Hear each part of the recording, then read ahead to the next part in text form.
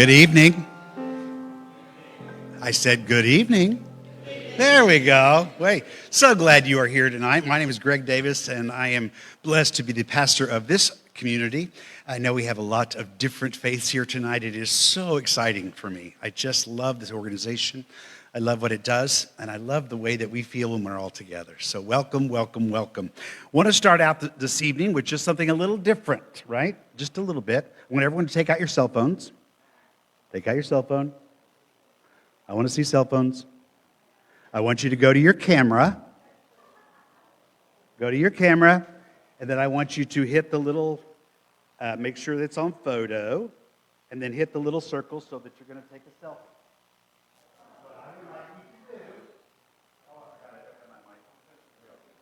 What I would like you to do, find some people that you don't know. I want you to take selfies with each other, and then I want you to post it not only on the Point page on Facebook, but put it in your own Facebook page so that people can see what you were doing tonight. All right? Can we do that? And go.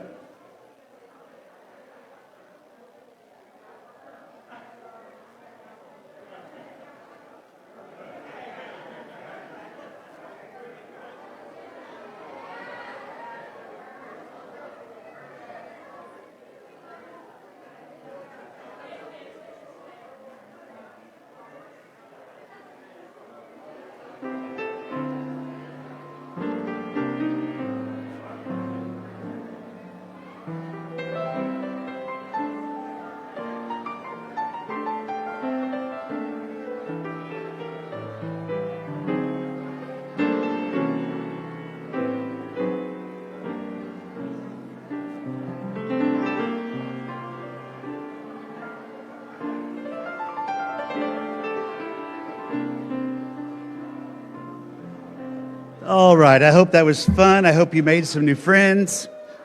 I will go ahead and tell you this evening, it would be best if you put this on vibrate. It would be best if you turned it off, but if you have to keep it on, put it on vibrate so that our speakers won't be interrupted.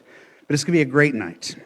So within these walls, a place of grace where love abounds in every space. May you find peace and hope anew as we welcome you with hearts so true. Here in this place of peace, may your burdens and troubles cease. May you find strength to face each day and hope that never fades away. Welcome, welcome, welcome. Let us celebrate the oneness that we have tonight. Thank you.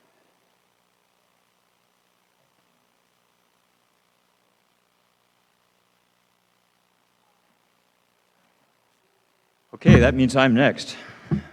So, good evening. My name's Robert Enyart, and I'm the president of the Poway Interfaith team, otherwise known as Point. It's my pleasure to welcome you all here tonight for our annual Interfaith Thanksgiving service. This is one of our most favorite events to host. It's always a highlight of the year for us. We really enjoy doing this.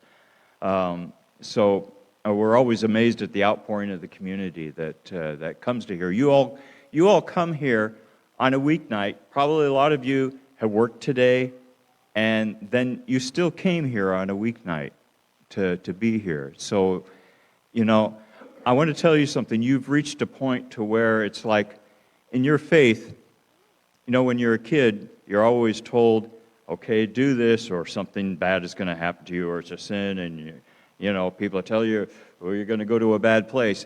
But then, you know, if we grow, as children do, and you become responsible, you do things because you want to.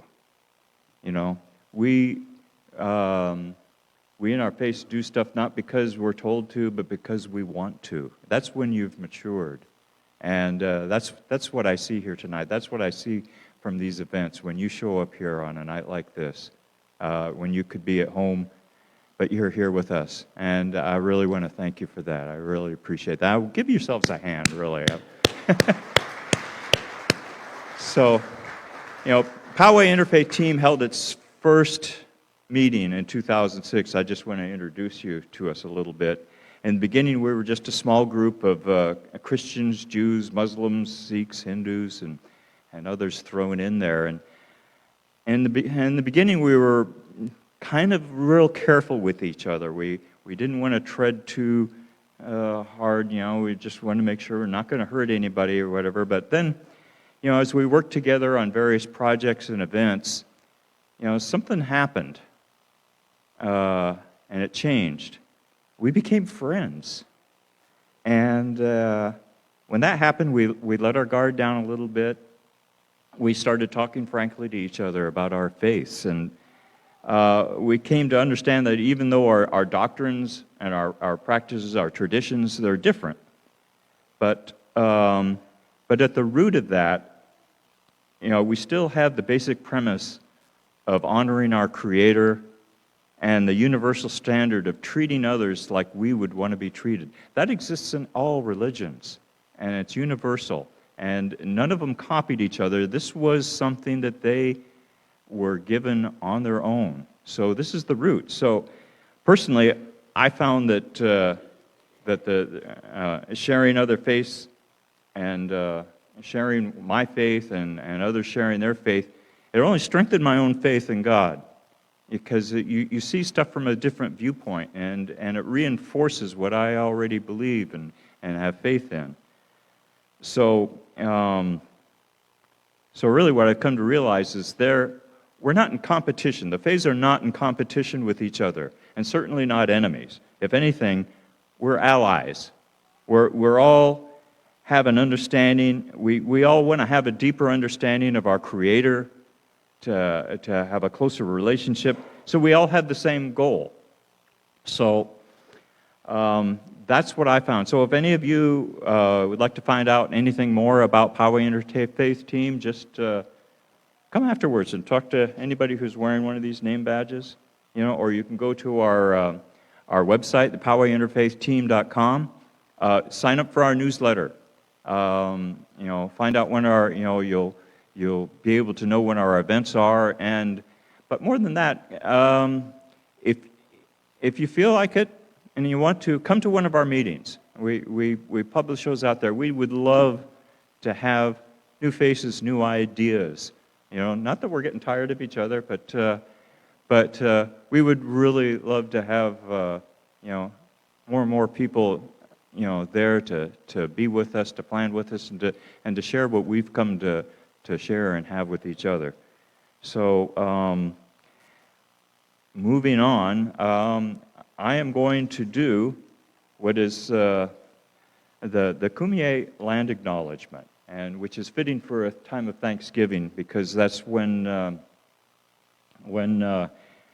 believe it was 52 of the Puritans held the first celebration with more than 90 of the local Native American tribe.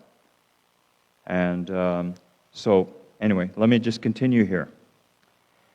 This is the Kumeyaay land acknowledgement. We stand upon a land that carries the footsteps of a millennia of the Kumeyaay people. They are a people whose traditional lifeways intertwine with a worldview of earth and sky and a community of living beings. This land is part of a relationship that has nourished, healed, protected, and embraced the Kumeyaay people to the present day. It is part of a worldview founded in the harmony of the cycles of the sky and the balance in the forces of life. For the Kumeyaay, red and black represent the balance of those forces that provide the harmony within our bodies as well as the world around us. We promote this balance in life as we pursue our goals of knowledge and understanding, and we find inspiration in the Kumeyaay spirit to open our minds and hearts. It is the legacy of the red and the black. It is the land of the Kumeyaay. Thank you very much, and enjoy your evening here.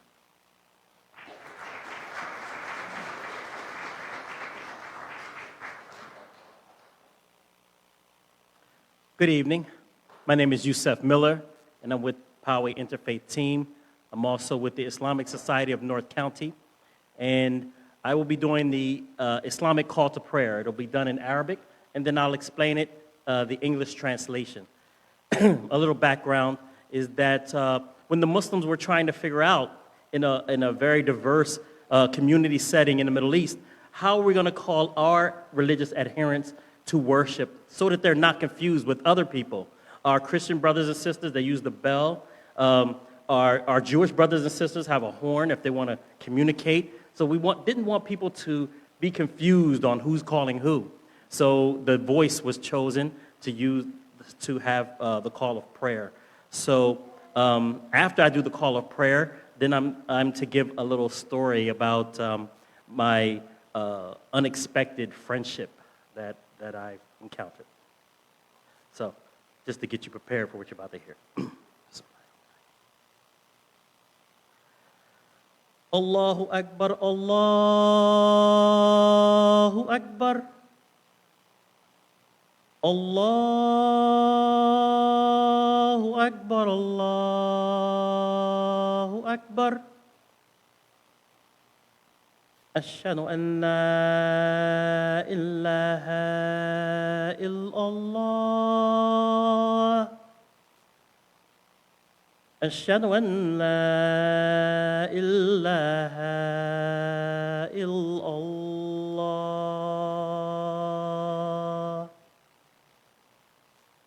أشهد أن محمدا رسول الله أشهد أن محمدا رسول الله حي على الصلاة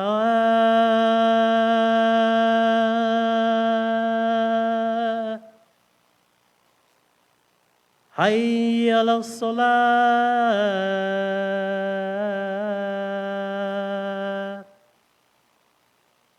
حي على الفلاح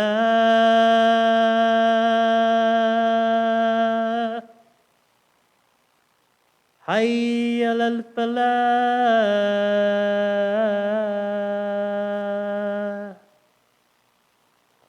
الله أكبر الله أكبر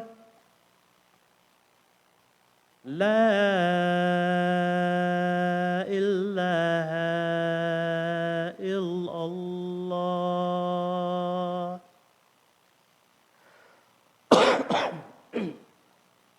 So glad that came at the end.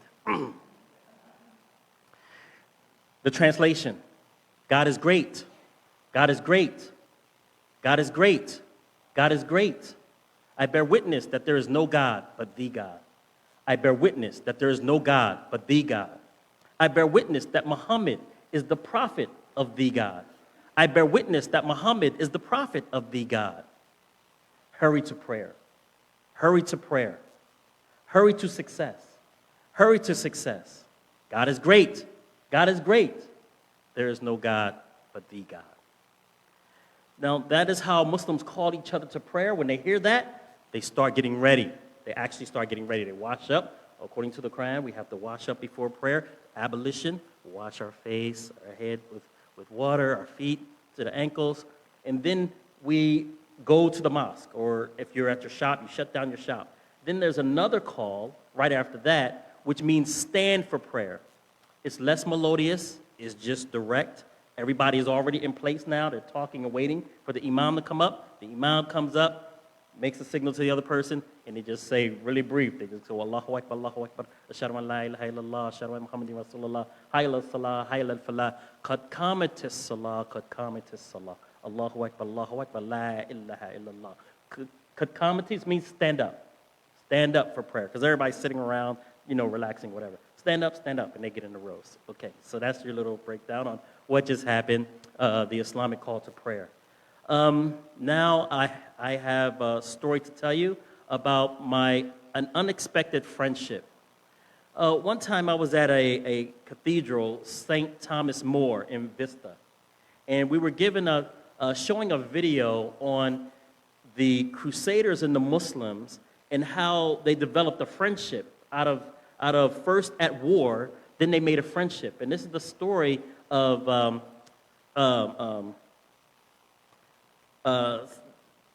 Franciscans, the Franciscan church. So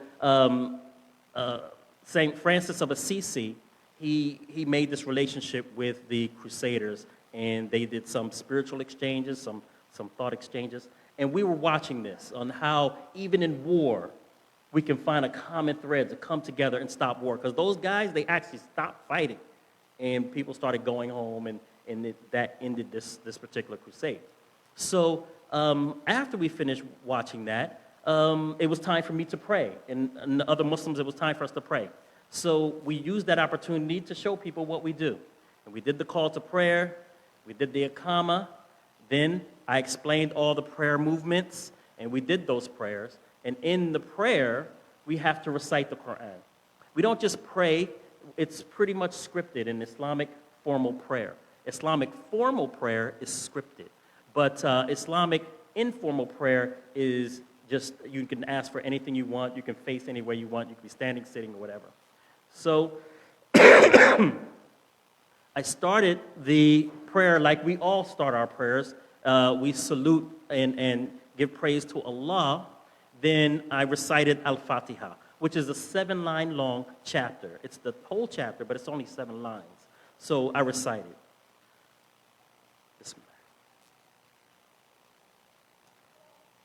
Alhamdulillahi Rabbil Alameen, Ar-Rahman Ar-Rahim, Malik Yawmuddin, Iyaka na'budu wa iyaka nasta'in, Ihdina as-siratal mustaqim, Siratal ladina an'amta alayhim, Ghayril maghdubi alayhim, Waliddallin. Ameen. All Muslims start off with that. They have to. It's the first chapter in the Quran, and it opens up. And the translation is, in the name of God, the most gracious, most merciful, all praise is due to God, Lord of all the worlds, most gracious, most merciful, master of the day of judgment. Thee alone do we worship, thee alone do we seek for help. Guide us on the right path, the path of whom you bestowed your favors, and not the path of those who have angered you or have gone astray. And then, just for your knowledge, after that 7 lines, we have to say at least 3 lines from anywhere else in the whole book. So I said these 4 lines. Qul hu Allahu ahad, Allahu samad, lam yalid wa lam yulad, wa lam yakul lahu kufuwan ahad. Translation, say he, Allah, is one and only.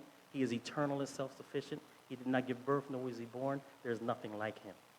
When I finished praying, after we did finished all of our sets of prayer, a man came up to me, and he said, you know what?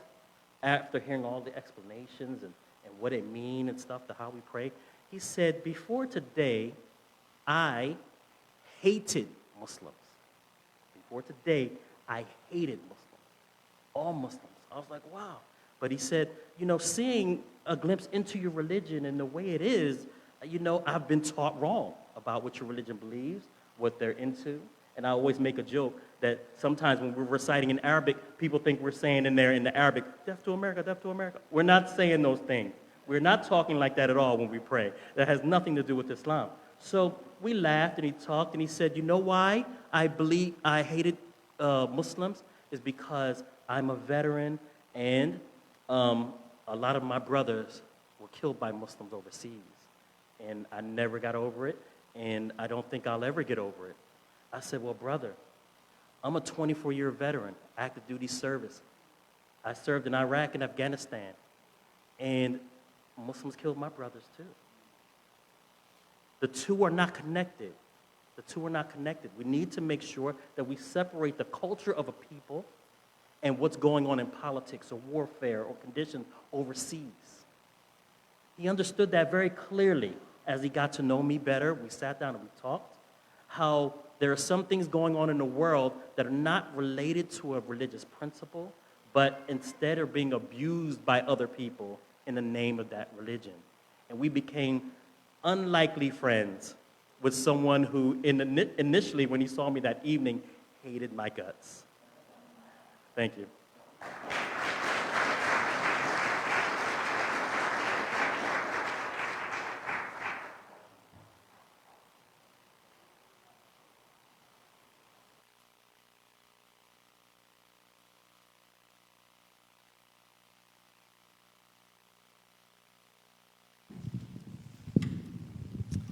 Good evening. I am Susan Lipson, and I am with.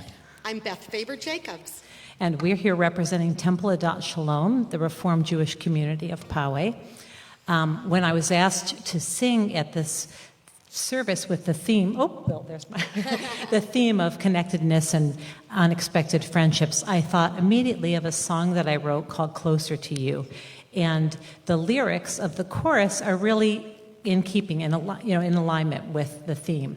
They're going to be up there, right? Yes, okay. So I'm going to teach you the chorus because in keeping with this theme of unity, I would like to hear you all sing along with me when we get to the chorus. So I'll teach it to you first, okay? It goes like this. Let us all see your face in one another, and let us love our neighbors when we do.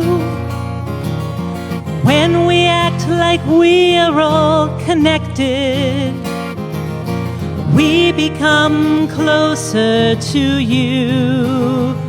Got that? So please join me now. Let us all see your face in one another, and let us love our neighbors when we do. When we act like we are all connected, we become closer to you. They've got it. And now we'll start the song, Closer to You. I'll cue you when your part comes. What do you think when we don't trust each other? How do you feel when we cause each other pain? Will you please stop the world and make a few adjustments to these creatures we call humans and make us more humane? Let us all see your face in one another, and let us love our neighbors when we do. When we act like we are all connected, we become closer to you. When will you see we need your intervention? Heavenly signs no one can ignore. Will you please stop the world and help us see the miracles in motion and feel hopeful for all you have in store? Let us all see your face in one another, and let us love our neighbors when we do. When we act like we are all connected, we become closer to you. Can we grasp the life rafts that you're sending? Will you turn the tides to help us tread our way? Can we reach new shores of honor and compassion and leave behind the strife of yesterday? Please let us share the sweetness of your presence. Sing to our souls so we know you care. Will you please stop the world and help us rise above the noise that deafens us to others and to each other's prayers? Let us all see your face in one another, and let us love our neighbors when we do. When we act like we are all connected, we become closer to you. Everyone again. Let us all see your face in one another, and let us love our neighbors when we do. When we act like we are all connected, we become closer to you, closer to you, closer to you, closer to you, closer to you.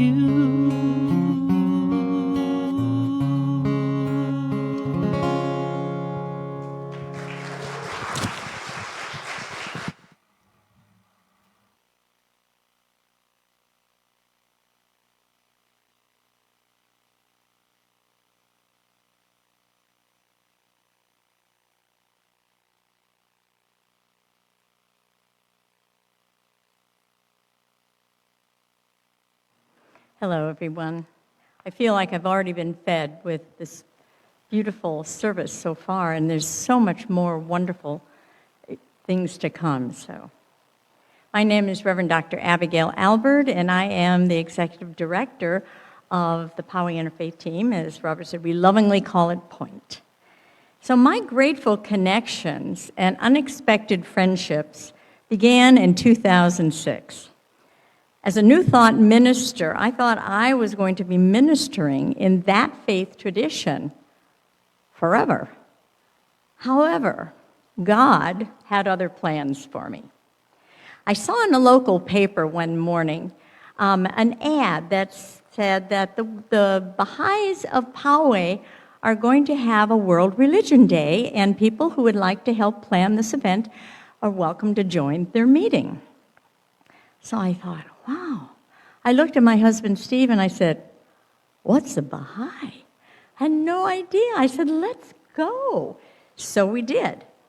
And I tell you, we met the most wonderful people at that meeting, and we did help them plan that particular World Religion Day. And I met Deidre Merrill, who eventually became the very first POINT president. So Deidre asked me to speak at this event, which I did, and I met other wonderful faith leaders, and I just thought they spoke from their hearts, their souls, and I was just totally enamored with all the speakers, as I am tonight. After the second World Religion Day, the speakers, and I was also part of that, decided, the second World Religion Day that we were all participating in had twice as many people. So we said, let's get together and see if we can bring more interfaith education to the community. So we did just that. In fact, we had our infamous Interfaith Summer Nights. That began the POINT Interfaith Team. And we held it here in the community church of Poway. And we had it a first summer, 8 weeks, new speaker every week, different faith tradition. And so I was just so excited about doing this, and I realized that these connections became these unexpected friendships, and these were the founding members of POINT. I feel a kinship with everyone in our POINT team. They are my backbone, my backup, my encouragement, and my hope for the world's future. And through my POINT friends, I met new connections and formed new friendships. I had met people at Interfaith Community Services, and we're honoring them tonight. San Dieguito Interfaith Ministerial Association, Pax Christi, Escondido Together, and the Anti-Defamation League, and many other organizations. So friendships are really formed when we work together, we play together, we talk to one another, and especially eating delicious food. And you are going to just have delicious food tonight, let me tell you. So through my POINT friends, I just felt so connected with the world because I learned about so many things. So, and I get together on a monthly basis with some friends of mine, they're interfaith friends, and my women friends Mary Farrow and Cantor Lori Frank. And my friends Christy and Sean Bohan from Pax Christi are here tonight, and Christy emailed me and said that they're coming to the service and they're canceling their meeting tonight so they could be here. And my friend Judy Brown from Temple Adat Shalom said that the board that normally meets on Thursday switched it to Wednesday so people could be here tonight. Steve and I continue to meet wonderful people by going to global conferences such as the Parliament of World Religions, the North American Interfaith Network, which we call NAIN, United Religions Initiative, which URI, we love these little small initials for these organizations. And through these wonderful global connections, I have found beautiful friendships and work companions around the globe.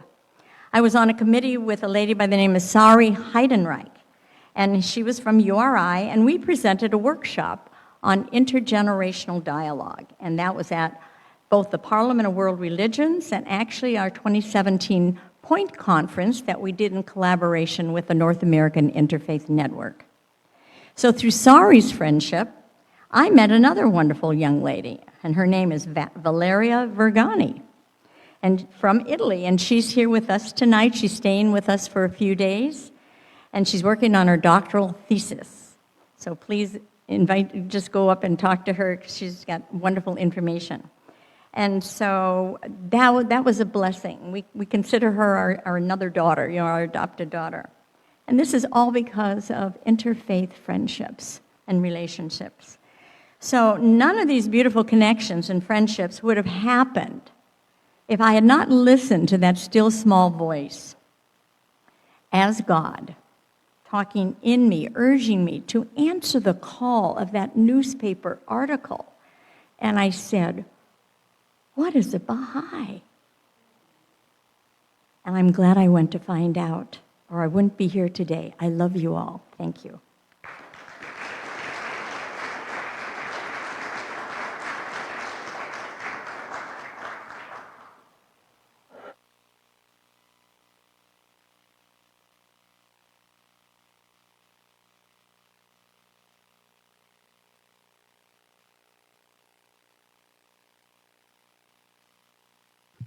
Good evening. My name's Lauren Grace, and I am not up on the board yet, but it did say something about me that was kind of interesting. I'm part of the New Thought musician community, and I tend to frequent the Universal Spirit Center in North Park, where I found my community of inclusive people and really got into the music scene there. So that was my journey to have a deeper relationship with Spirit. And I often use the word love instead of God, and that works for me because of my own background and programming that I'm integrating and working with. So I'd love to sing this song for you. It's called Lead Me Love, and it's by a dear friend, Amy Steinberg. So.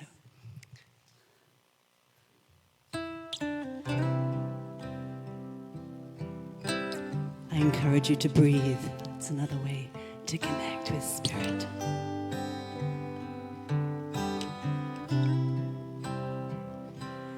Lead me, love, lead me on. When I'm weary, make me strong.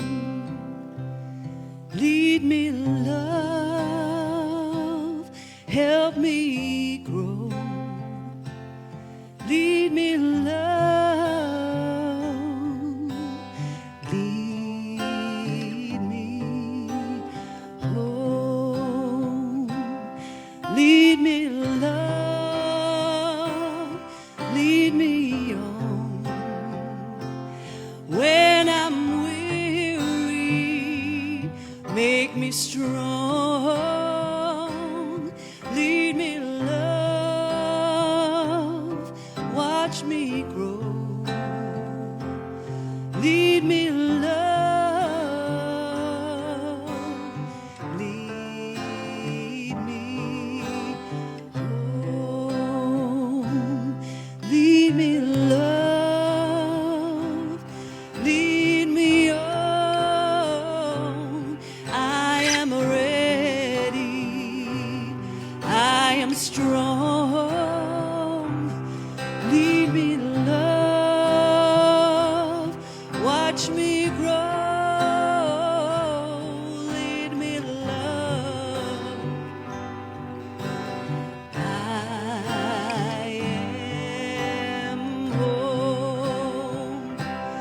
Lead me, love, lead me on. I am ready, I am strong, I am strong. Lead me, love, watch me grow. Lead me, love, I am home.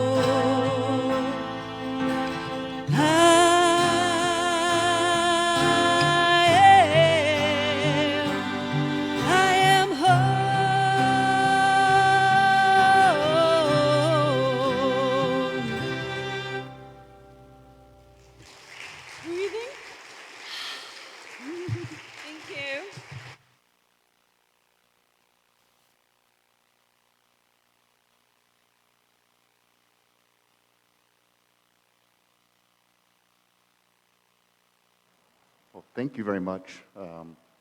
My name is Ben McCoy, and I am a Baha'i that Abigail was just mentioning here, and I am also a Powwegian. It is a true honor to be a part of this community of Poway. It just really has been a blessing for my family and I to be part of such a diverse community that is open and shares its minds and hearts very openly and freely.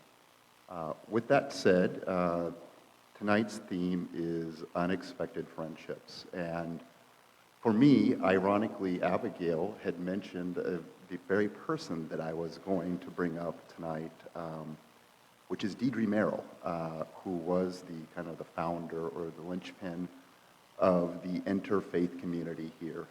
I received, back in 2013, when I moved to Poway, a knock on the door from a very bubbly and lively lady by the name of Deidre Merrill, who had reminded me that, Ben, you are a Baha'i, welcome. Why don't you come get involved and see what we're up to right here in Poway? And that has opened a door to an entire community of people here within the local Poway Baha'i community that has taught a lot of spiritual qualities that I take along. And I'm continuing to learn and grow for them, whether it's Carolyn or the other Baha'is here at this very service. My message is simple. It is, continue to seek and open those doors when they knock, whether it's from the lovely and vivacious Deidre Merrill or whomever it is at a spiritual level. Continue to open those doors and be open. Given the times that we're in, I am excited to go into this season with those doors open, and I look forward to having a great fellowship with you guys following this service. Thank you guys very much.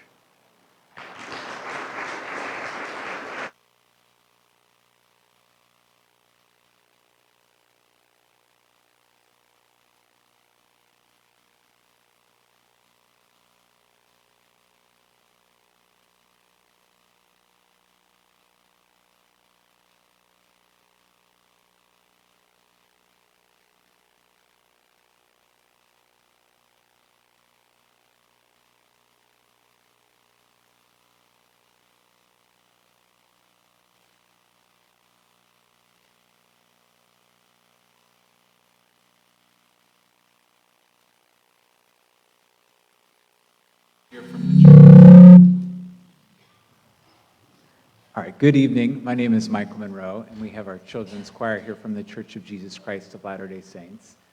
This evening, we wanted to share with you a song that's from a poem by one of our beloved Mormon poets named Carolyn Pearson.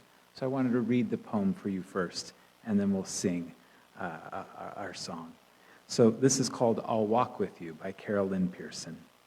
If you don't walk as most people do, some people walk away from you, but I won't. I won't. If you don't talk as most people do, some people talk and laugh at you, but I won't. I won't. I'll walk with you, I'll talk with you. That's how I'll show my love for you. If you don't look like some people do, some people just look down on you, but I won't. I won't. I will see you're made perfectly. That's how I'll show my love for you. If you don't pray as some people pray you'll go away. But I won't, I won't. We're all, I see, one family. That's how I'll show my love for you.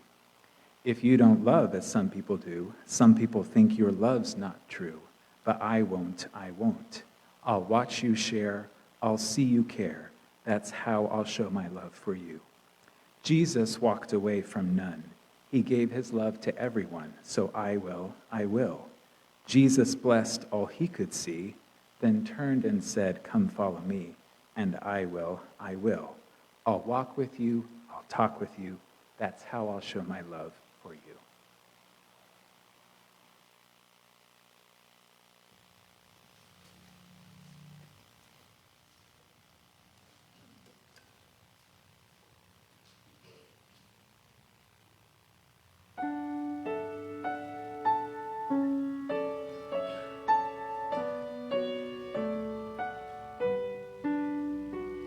If you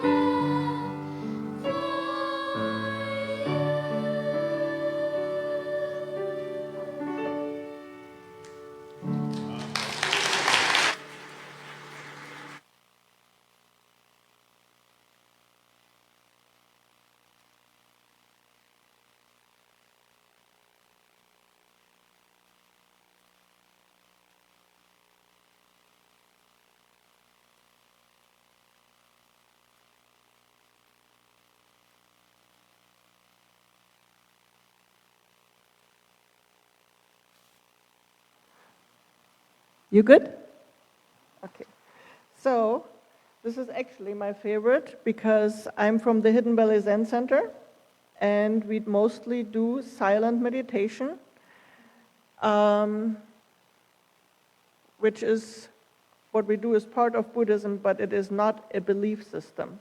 So that means I actually know quite a few Christian priests who became Zen masters and said that by doing what we do, they got closer to God, because it really helps perhaps manifest the saying, "Let me do thy will." How do we know that? I, ego, can't, right?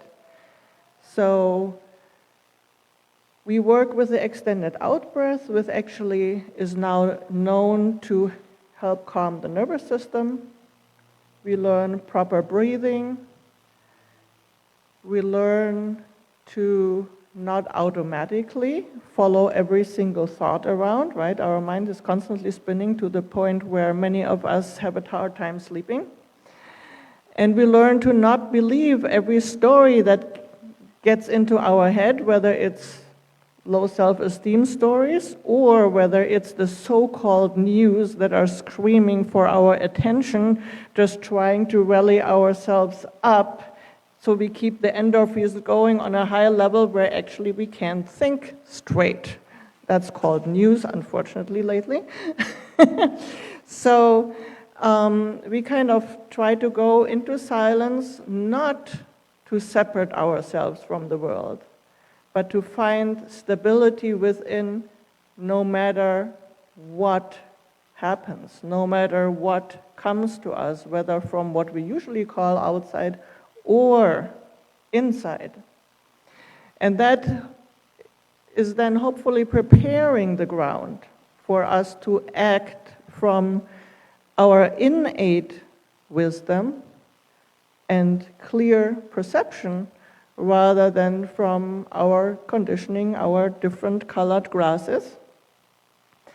And I recently watched a film that I think is still available on Netflix that is a very strange example of people coming together first for a cause and then opening up to each other and making more and more peace with each other, working together to save 4 children. The film is called The Lost Children, and it's in Colombia. I think it went through the news. I have a very, very faint memory of it, where a small plane crashed in the Amazon forest. The plane itself impossible to find, and the military went in with a lot of manpower, everything they had, and were determined to find these children and first of all find the plane to begin with. And for 2 weeks they searched like a needle in a haystack, and they couldn't even find the plane, let alone any human beings or possible survivors. And it went through the media, the whole country, and I think beyond, was watching and holding their breath. And eventually, the indigenous tribes that also lived in that rainforest, that are very, very suspicious of the military. And in addition, everybody was fearing potential guerrilla fighters. So the indigenous people helped. And in their very own ways, and they were sent coordinates by the military, so there was a light connection, but they really didn't want to work with them, so they went their own ways with their own indigenous tools of tracking, and on day 15, they found the plane. Some people were dead, but the children were missing, and so they told the father, his wife was dead, probably the children as well, and then the indigenous people again said, wait a moment. What happens when a plane crashes? Suitcases fly out, they fly far away. They found a suitcase, and they found that the suitcase had been looked through So there were survivors. The children were 14, 11, 9, 4, I think, no, 14, 9, 4, and 11 months old. So they had already been in the forest, hostile forest with many dangers, for 15 days. And so they continued searching and distrusting each other still. They could be going to attack us, not only the wild animals, but also the other. And there was a moment, very critical moment, where one of the indigenous people describes how suddenly he was called out to and says, "Don't move or I shoot." And he didn't move. He wasn't sure what was going to happen, but eventually the two parties in this chaos, the military and him, they recognized that there wasn't a guerrilla fighter involved, of whom they were both afraid of. And they continued their search. And in these testimonies, in these films, you can see adult men years later describing it, almost crying on all sides. And it took them many, many more days. On day 40, when they almost gave up, the military was called back to their positions, and there were indigenous people that had come and called and joined the people that were already searching, and they did a ceremony, and in that ceremony, one person felt they would find the children in a certain direction that afternoon. And eventually they did. Then again, the indigenous tribes got in touch with the military. The military came in with helicopters and medics and all kinds of supplies and helped finally rescue those children. And if you see throughout this movie the fear of each other, the fear of what might happen, as well as the common goal of finding human beings that are lost and that ended up all surviving, barely. The 11-month-old and another child were in pretty bad shape, but they all survived. And this is just a wonderful example where people, despite their fears of each other, deadly fears, come together and work together and meet on a much deeper level. You see afterwards, you see these guerrilla men, the indigenous people that were so afraid of the military, hug the military and the other way around. And so this is something to remember, that even in times when the situation in the world is really beyond frustrating, there is hope. And how we carry ourselves each day, really how we breathe each breath, even without speaking, it resonates. It's our lineage actually is from a teacher that called that lineage the one drop of water. And the one drop of water in the ocean resonates outward and can touch infinite other people and make change on a level that may not manifest itself in certain ways yet, and yet it is already active. So let's continue to work together in this direction. Thank you.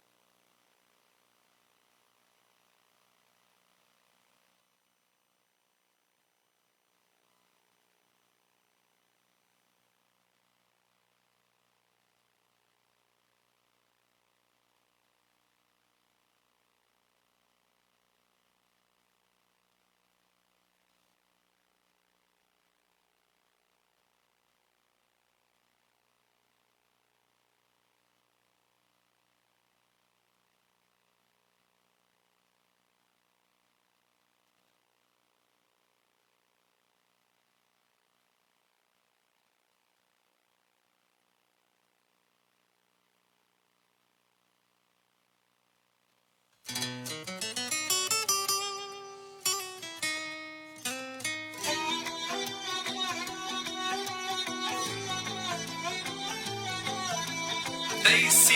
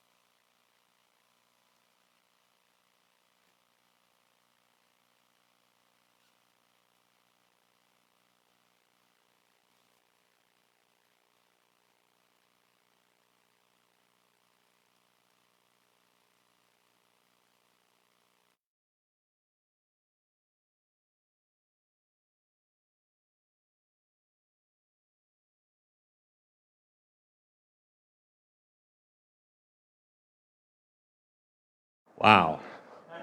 Thank you so much.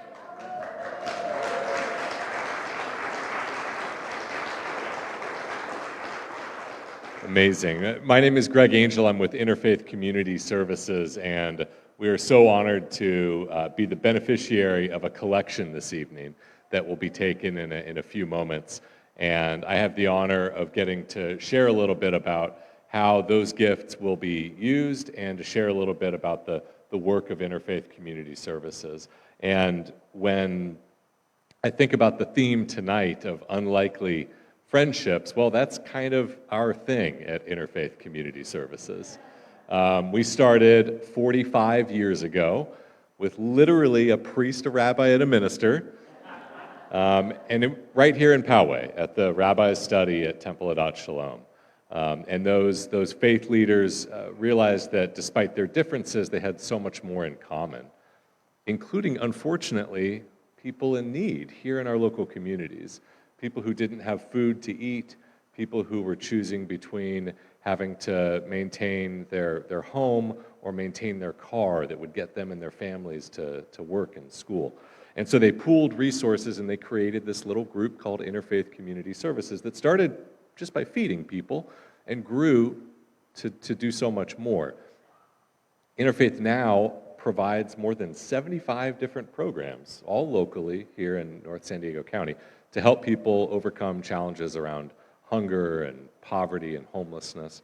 And when I think about unexpected friendships, we had our annual meeting a couple weeks ago up the road at the Church of Jesus Christ of Latter-day Saints in Escondido, and we had 4 elected leaders from different parties, Republicans, Democrats, 4 elected leaders from different cities.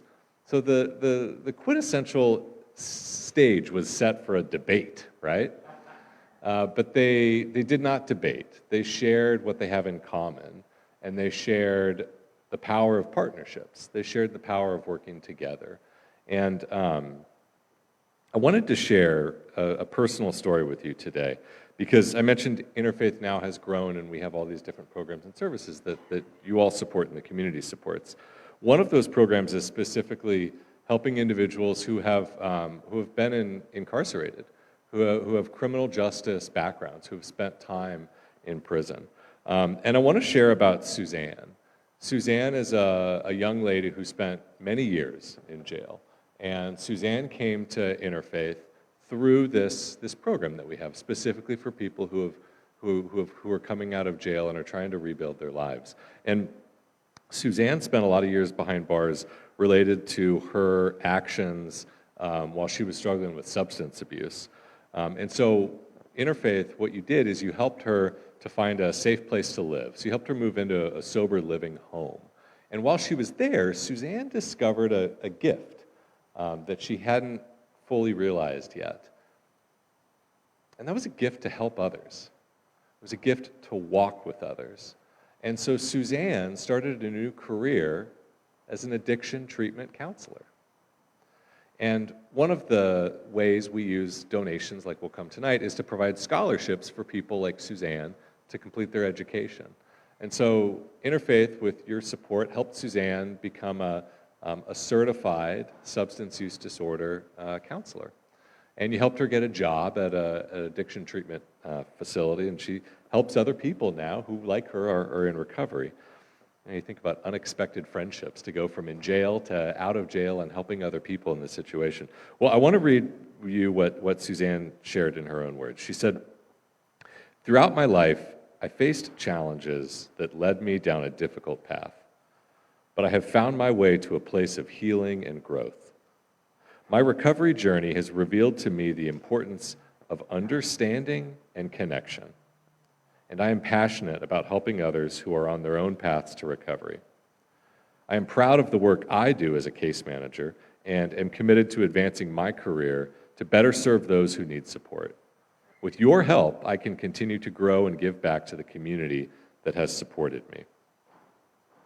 It's a powerful testimony, and as I think about tonight's theme of unexpected friendships, it's not about feeling bad for Suzanne and supporting Suzanne. It's about the fact that this community looked at Suzanne and said, "You're a child of God. You're an amazing individual, and we're here to support you." And what did she do? She turned around and said, "No, I'm here to support others." And that's what that's what I think tonight. That's what Interfaith Community Services. That's what Poway Interfaith Team is all about. It's about making connections in unlikely times and helping others. Suzanne probably first experienced homelessness as a child. Most people who are experiencing homelessness today first experienced that as a kid. More than half of people who are experiencing homelessness, their first experience was as a kid. And when we think about the beautiful expressions that we've heard from our kids tonight, singing, dancing, and performing, it's heartbreaking to think that there are still families with children who are experiencing homelessness today. One of the new programs that you've helped create at Interfaith is a place for families with children to go. This month we actually celebrate the 1-year anniversary of a new family shelter, and you've helped 33 families actually overcome homelessness through that program in the last year.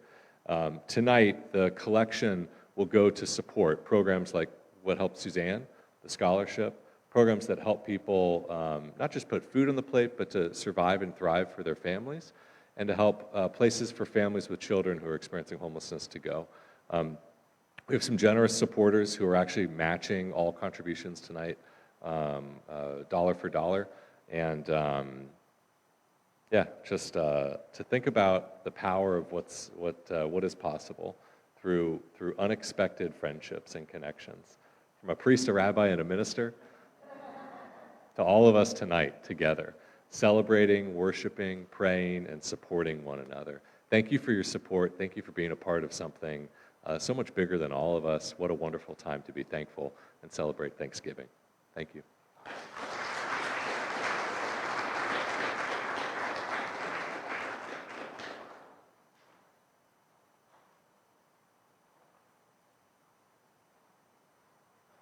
Thank you, Greg.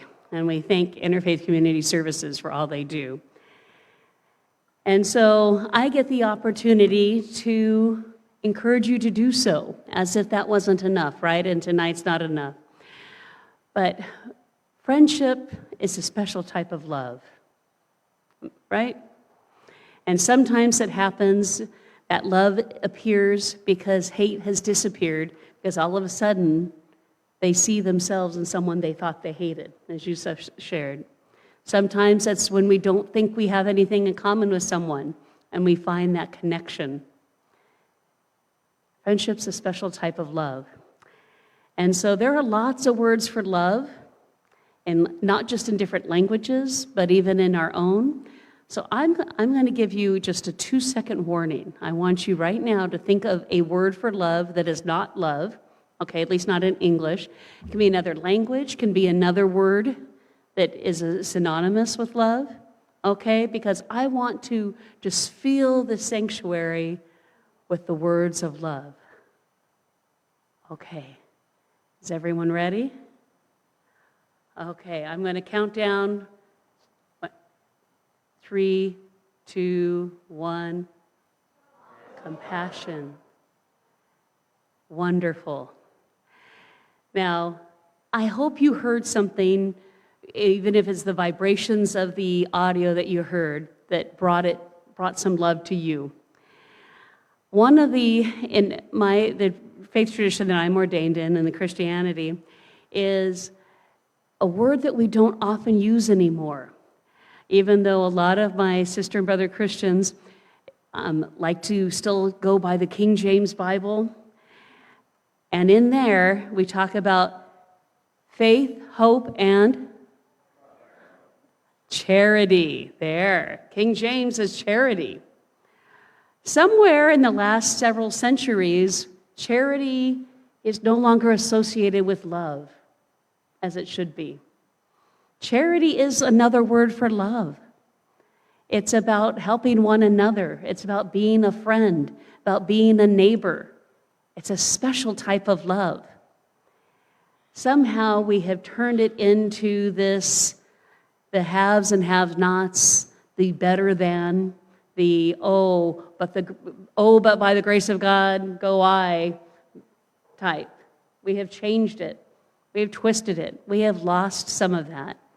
So tonight, I encourage us all to reclaim that word charity and its true sense of love, of giving, of sharing and giving to one another as each of us has need. And so as you take your check or your cash, or you scan the QR code that's in your program here, and you come up to the website to donate directly to Interfaith Community Services. And if you would, just so they know that where you learned about them, put the little notation of Point Thanksgiving 2024. I'm going to encourage you right now, hold on to that dollar bill, that $20 bill, that check, your phone, however you plan on giving right now, or just your own hands on how you wish to give, if not tonight in this way, but in the next time that an opportunity presents itself to you and you think, I want to share love and I want to share charity, you do so. So grab out whatever that is, even your own hands, and just think on the one and the Spirit and all that is good and all is the source of love. We give thanks that we have these opportunities to share, not only out of our abundance, but out of our own need sometimes, knowing that what we have for today is enough. Our daily bread, our daily housing, what we have for today is enough. We give thanks that we have the opportunity to give and give freely, that charity is the word we want to embrace. Amen. And now we will have people coming forward. For those of you who have a check or cash, you can place that in. And even if you don't, and you're giving through your QR code, I encourage you, set your hand on there, your intention of charity. Give that tonight. Thank you.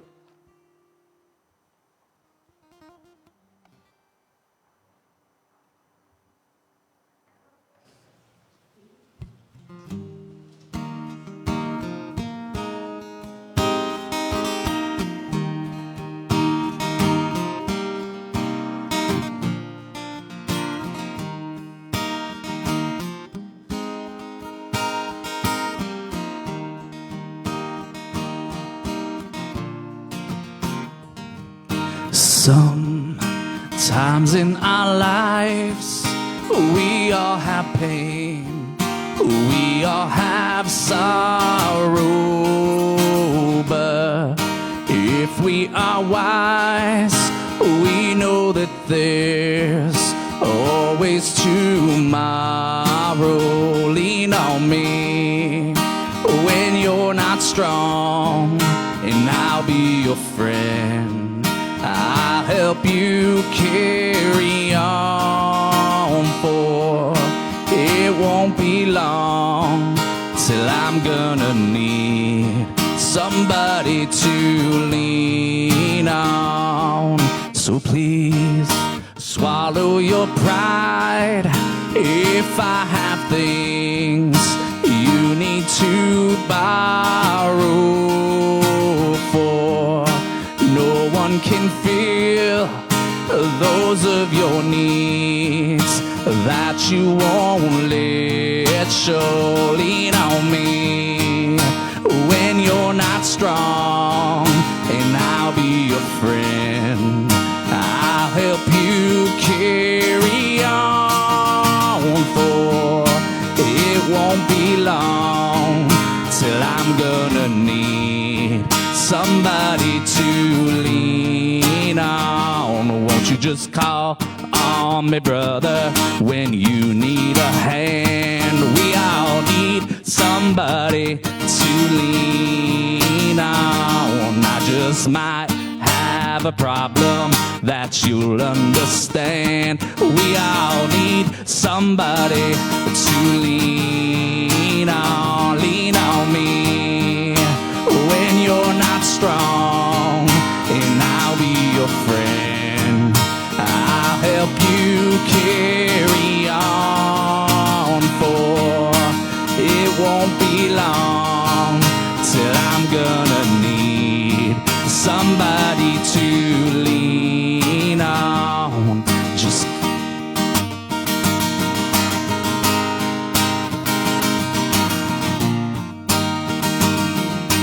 let's sing that one more time. Lean on me. When you're not strong, I'll be your friend. I'll help you carry on, for it won't be long till I'm gonna need somebody to lean on.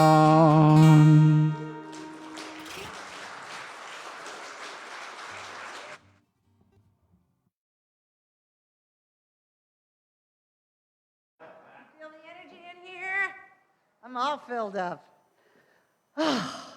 You know, it's funny because I'm supposed to pray us all out, and I really kind of already feel prayed up. I don't know about you guys, but can you feel it in here? I mean, the energy's sticking in the walls. It's love and peace and compassion and charity. I call it the high God vibes. I love that. So I've loved listening to all the beautiful illustrative stories about unexpected friendships and unusual connections. They show us that while we are these incredible, unique, individualized expressions of the one, we really are all the same source underneath here in a beautiful, cleverly disguised human form. But we're all cut from the same cloth. We're all living in the one life of the divine. So if you're anything like me, and you probably are, you believe that these stories, these connections of unexpected friendships and unusual connections, that they matter, that they're beneficial, and that they inspire and uplift us. But here's the thing that I know about belief. It's a great placeholder. But until we actually put that belief into practice and know it, it's just a belief. So I'm going to ask you to do something this evening. I'm going to ask you, y'all got your little friendship bracelet? Well, after we leave this room and go into the social area, I'm going to invite you to find somebody that you probably wouldn't usually go up to and just start a conversation, and give them your friendship bracelet. And look them in the eye, and if you took a little affirmation card, you know what my affirmation is already. Look them in the eye and say, "In you I see the face of God." And that's a connection. Just make an unusual, unexpected friendship this evening. Put into practice that belief until it becomes a knowing.